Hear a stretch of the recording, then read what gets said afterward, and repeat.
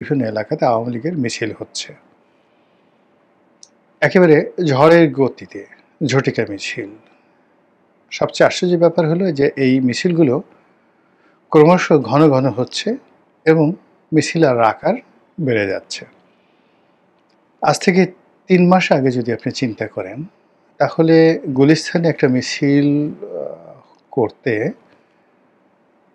যারা রাস্তায় নামতেন তাদের সংখ্যা ১০-১২ জনের বেশি ছিল না এবং তাদের হাত পায়ের যে নড়াচড়া দেখলে মনে হতো তারা যথেষ্ট ভীত সন্ত্রস্ত এবং কম্পমান, এবং তাদের স্লোগান আসলে কোনো স্লোগানই ছিল না। অনেকটা একবার দুইবার করে জয় বাংলা বলতো বা জয় বঙ্গবন্ধু বলতো।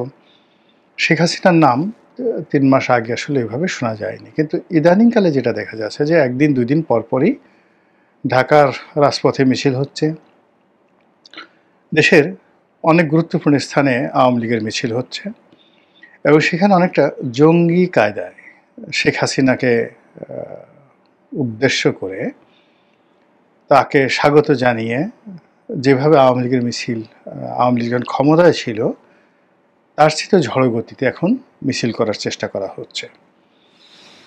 এবং এই মিছিলটা হলো যারা করছে, কখনো মশাল জ্বালিয়ে রাতে করছে, কখনো দিনের বেলায় করছে, কখনো জনসমাবেশে করছে এবং তারা প্রথম দিকে মুখে কাপড় দিত, মাস্ক পরতো, ইদানিং তারা ঠিক সেই মাস্কও পরছে না। বিশেষ করে গত শুক্রবারে জুমার পরে বেশ কয়েকটি জায়গাতে যে মিছিল হয়েছে, এই মিছিল বেশ যাকে বলা হয় স্বতঃস্ফূর্ত ছিল, ভয় জাগা নিয়েছিল এবং অনেকটা ঝড়ের গতিতে বহু সংখ্যক মানুষ এই মিছিলে অংশগ্রহণ করেছে। সেখানে যে সকল স্লোগান হয়েছে, ঠিক ৮০-র দশকে এরশাদ বিরোধী আন্দোলনের সময় মিছিলে যে স্লোগানের গতি ছিল, উত্তাপ ছিল, ঠিক ওই রকম একটা উত্তাপ ছড়ানোর চেষ্টা করা হচ্ছে। এখন এই সকল জিনিস কেন করা হচ্ছে?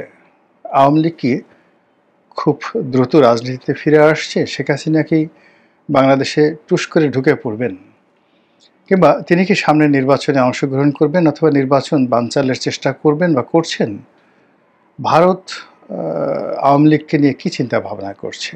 এই সকল বিষয় আমরা আসলে আলোচনা করতে চাচ্ছিলাম না।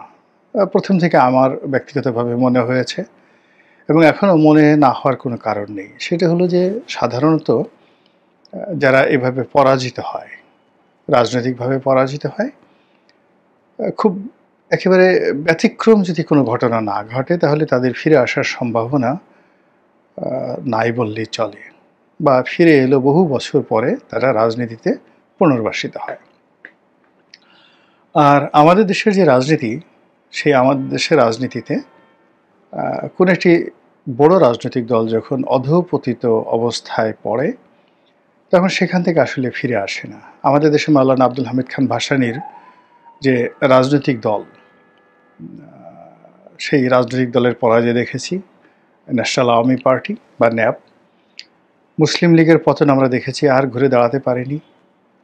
তারপর এরশাদের অবস্থা তো দেখতে পাচ্ছেন, জাতীয় পার্টি এখন মানে মরে মরে অবস্থা।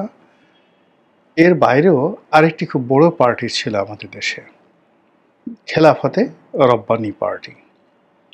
সেই খেলাফতে রব্বানী পার্টিও তাদের পতন হয়েছিল 1954 নির্বাচনের পর। এর বাইরে কৃষক শ্রমিক প্রজা পার্টি, শেরেবাংলাকে ফজলুল হকের প্রজা পার্টি, এই পার্টিও বেশ কিছুদিন নীরবে থাকার পর 1954 আবার নতুন করে এটি ফিরে এসেছিল, কিন্তু শেষ পর্যন্ত টিকতে পারেনি। তো সেক্ষেত্রে সেই সমীকরণ ধরে আওয়ামী লীগের রাজনীতিতে পুনর্বাসন, ফিরে আসা, যারা খুব সাধারণ চিন্তা ভাবনা করেন আমারই মতন করে, তারা চিন্তা করেছেন যে না, এটা সম্ভব নয়। কিন্তু সবাইকে হতাশ করে দিয়ে, সবাইকে অস্থির বানিয়ে, অনেকের মনে আতঙ্ক সৃষ্টি করে আওয়ামী লীগ যেভাবে রাজপথে তাদের উপস্থিতি জানান দিচ্ছে, যেভাবে দিল্লি থেকে হুমকি দিচ্ছে, যেভাবে লন্ডনে বসে নড়াচড়া করছে, যেভাবে আমেরিকাতে বসে তারা ডালপালা ঝাঁকাচ্ছে, যেখানে সিঙ্গাপুর, ব্যাংকক, দুবাই, তাদের হাজার হাজার মানুষ ব্যাগ গুছাচ্ছে বাংলাদেশে ফিরে আসার জন্য, তা রীতিমতো বাংলাদেশের অনেকের মনে ঝড় তুলেছে। অনেকের নিদ মানে ঘুম হারাম করে দিয়েছে এবং পুরো প্রশাসন যন্ত্রকে রীতিমতো অস্থির বানিয়ে ফেলেছে। যেখানে আমাদের প্রশাসন এই মুহূর্তে বিশেষ করে পুলিশ বাহিনী, সেনাবাহিনী, তারা রাষ্ট্রের আইন শৃঙ্খলা রক্ষা করতে রীতিমতো হিমশিম খাচ্ছে। ছোট্ট একটা মব তৈরি হলে সেখানে পুলিশ, সেনাবাহিনী রীতিমতো 10 ঘাটের পানি তারা খেয়ে ফেলে। চট্টগ্রাম বিশ্ববিদ্যালয়ে এক নাগাড়ে মারামারি হলো স্থানীয় জনগণের সঙ্গে।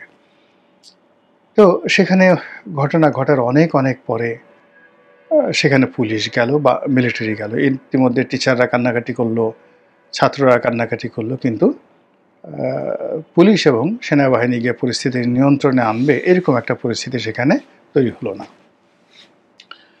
এরপরে আপনি যদি অ্যাডভোকেট ফজলুর রহমান সাহেবের বাসার কথা চিন্তা করেন, সেখানে 4-5 জন লোক মব করলো বা 10-12 জন।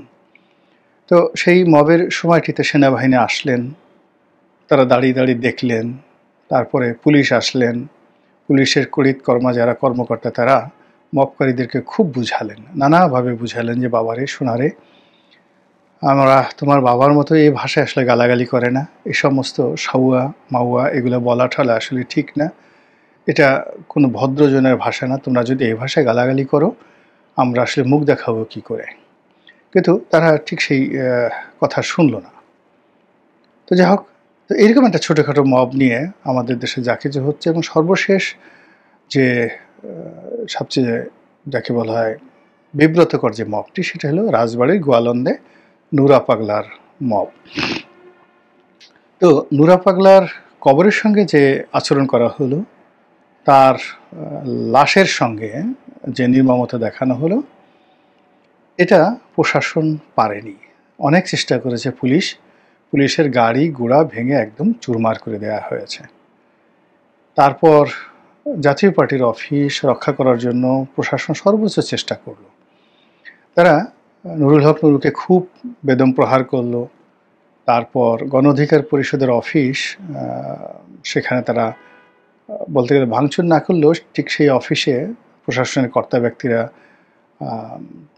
ধাওয়া করলেও গণ অধিকার পরিষদের নেতাকর্মীদেরকে সেই অফিসে তারা তল্লাশি করলো, অনেককে বাথরুম থেকে বের করলো, কিন্তু মব বন্ধ করা গেল না। জাতীয় পার্টির অফিস কয়েক দফা, 2 দফা না 3 দফা ভাঙচুর হলো, অগ্নিসংযোগ হলো, এবং এখন সেই জাতীয় পার্টির যারা লোকজন তারা শত চেষ্টা করেও ঠিক দোয়া ইউনুস পড়েও নিজেদেরকে রক্ষা করতে পারছে না।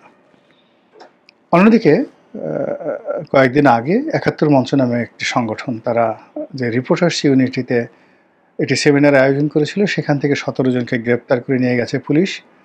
আর যারা মব করেছে তাদের বিরুদ্ধে এখনো পর্যন্ত একটা টু শব্দ উচ্চারণ করতে পারেনি।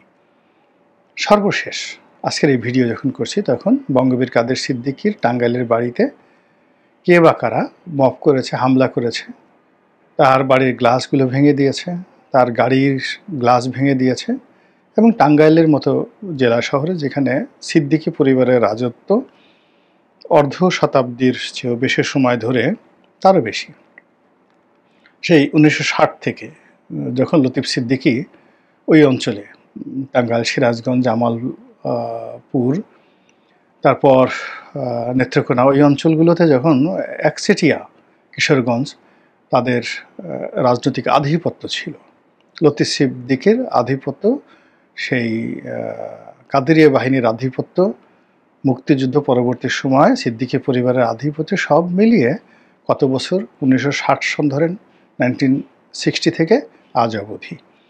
তো এই সময়টিতে তাদের বাড়িতে এইভাবে হামলা করবে, তারপরে বাড়িঘর ভাঙচুর করবে, এটা আসলে টাঙ্গাইলবাসী কখনো কল্পনা করেনি। কিন্তু বর্তমান যে মবের যুগ চলছে, সেই যুগে মবকারীরা এতটা শক্তিশালী, সেখানে থানা পুলিশ বিষয়টা দেখছে আর ভাবছে, তদন্ত করছে আর চিন্তা করছে, তারপর নিজেরা গোপনে প্রকাশ্যে বৈঠক করছে কি করা যায়।